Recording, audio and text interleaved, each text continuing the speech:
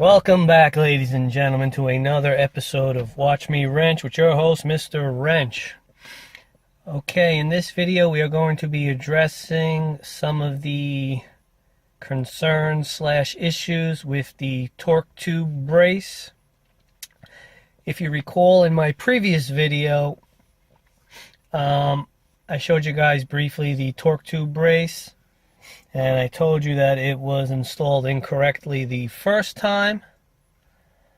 And upon my first test drive, the car was only driven like 5 or 6 miles locally on local streets. I just didn't like how the car felt, and I had a funny feeling it was that torque tube brace. So it was installed. It turns out it was installed incorrectly the first time around. And I'm going to say that's because it didn't come with any instructions. Now, upon first glance, it looks pretty obvious. It just has 6 bolts that bolt to the frame. And then you have that loop that goes over the torque tube, and then the loop connects to the base plate. So upon first glance, it looks pretty obvious and simple, but it's actually a little more involved. So I went online, but I didn't find any instructions. I went to East Coast Supercharger website, and they didn't have any instructions. So I called them, and they actually emailed it to me. And once I got the instructions, it then became clear that the torque tube brace was installed incorrectly. And perhaps many of you guys out there are installing this incorrectly. And by this torque tube brace being installed incorrectly, I believe you could do a lot of damage to your drivetrain, because it's putting a lot of stress on the torque tube, which is also pushing down, which in turn is then pushing down on the rear end, on your differential, your transmission. So if you're considering buying the torque tube brace, or if you currently have it installed on your car, please watch this video and take a look at the video and take a look at the instructions that were emailed to me.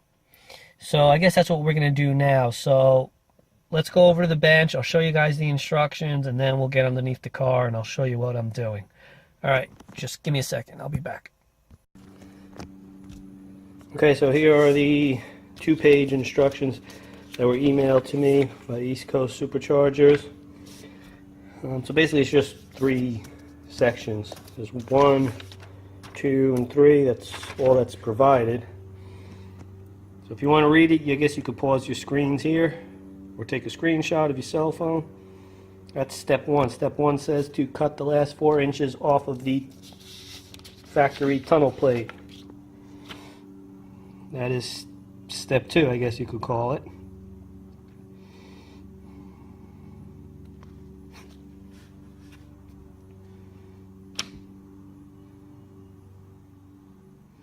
And this is step 3.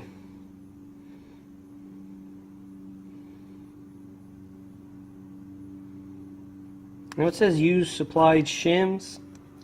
Honestly, there were no shims. There was I think 12 washers. So there were no shims, and these washers, the holes in the washers weren't large enough to fit over this stud. So I had to go to a local hardware store, and I bought 30 different, I bought 3 different sizes of washers, and I got 10 of each. I always need washers, so whatever didn't get used did not go to waste. They'll be used sooner or later. I always need washers. So that's step 3. Alright, so let me get on to the car, and I'll show you guys what I'm doing. Here's the torque tube brace. This is the plate, and you have that U-shape hoop that goes over. And over here you have the factory tunnel plate. Now, since there's no instructions that come with the kit, and there's no instructions online, I could see how this gets installed wrong. But the purpose of the torque tube brace is not to pull down and hold the torque tube down in place with force. They actually want the hoop to either just be touching or slightly above the torque tube. Because if it's pulling down tight, you're going to get extreme vibration running through the car. You're going to feel all that drivetrain vibration. The purpose of the brace is to prevent the torque tube from lifting up too far. So they want it to be able to move around a little bit. But in order to do that, you have to shim this properly so that it's not tight and pulling down on the torque tube brace. So let's go to the bench now and I'll explain better. I hope it's making sense.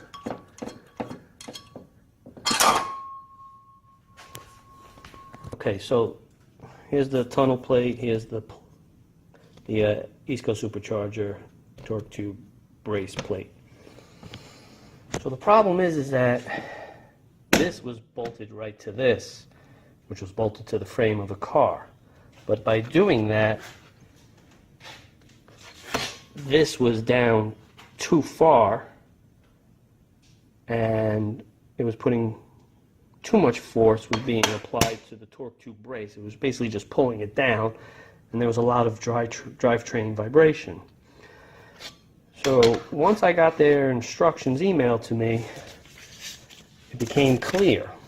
So their email instructions say you got to cut the last 4 inches off of the factory tunnel plate. But I didn't know that, and I don't think anybody else out there knows that.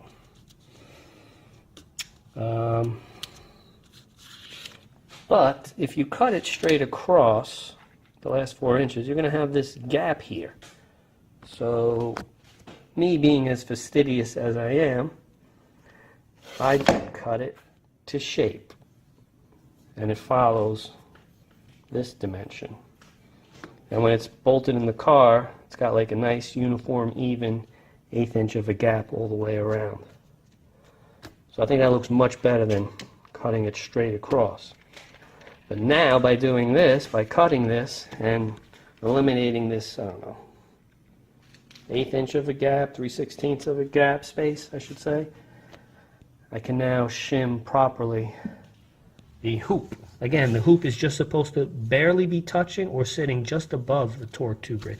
I'm going to have mine, when I shim it, I'm going to make sure that it's sitting just above so that the torque tube can move around a little bit, so I don't feel all that vibration. So I hope that helps out. So if you're installing the torque tube brace from East Coast Supercharger, you got to trim this. You can either go straight across or do like what I did.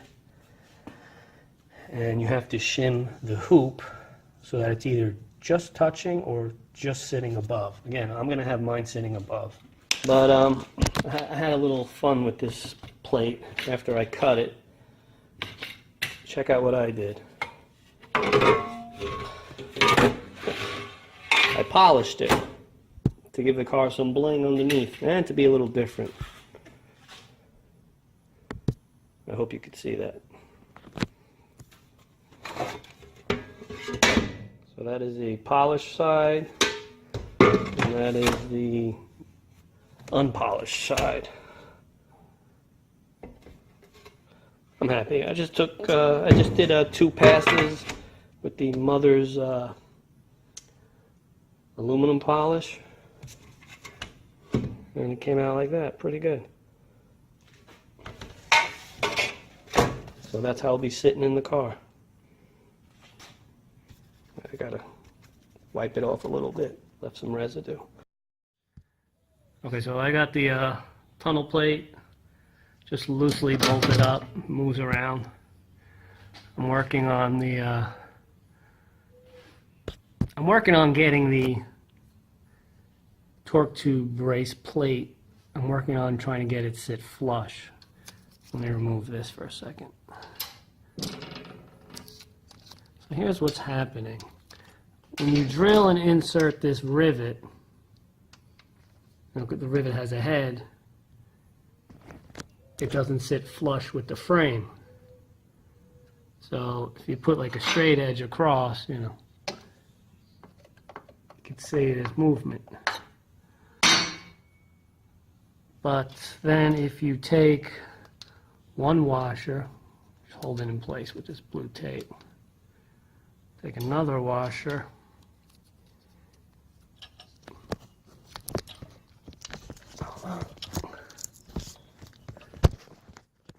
Okay, so now you got a washer, and then you got that nutsert. But they're still not lining up. Hold on. They still don't line up. Now, as you can see, I don't know if you, there's still a gap there. So what you have to do is you got to put a washer, and a washer here. Hold on. So now if you put the straight edge, they're all level.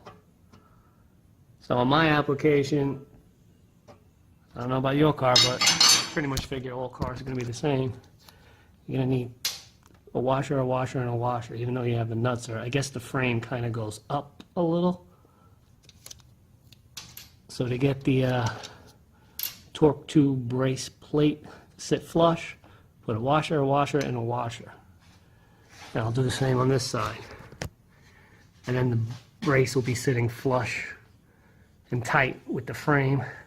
And then I'll work on shimming this so it's not in direct contact and pulling down on the torque tube so much.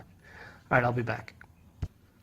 So underneath here I have a washer on each side. So I got 6 washers underneath so that this is sitting level and flush. I got these hand tight. So I don't have any spacers up here yet, but I just want to show you. This is loose for now. I just want to show you guys. So watch what happens if you don't put spacers. I'm going to start tightening this, and you're going to see, as I tighten, you're going to see the entire torque tube and the drivetrain assembly moving, which is what you don't want. So here we go. Let's see if you could tell.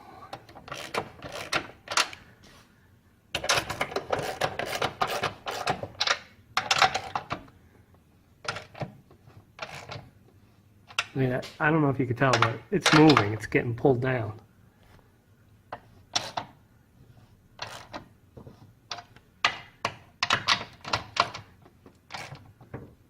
See? And if you tighten that all the way, so what you could do is, if you don't want to put shims, see how I have this loose? So now it's not pulling down. You could just leave it like this, loose. And this is free to move around. And then when you do a hard launch, the torque tube will try to go up, but this will prevent it.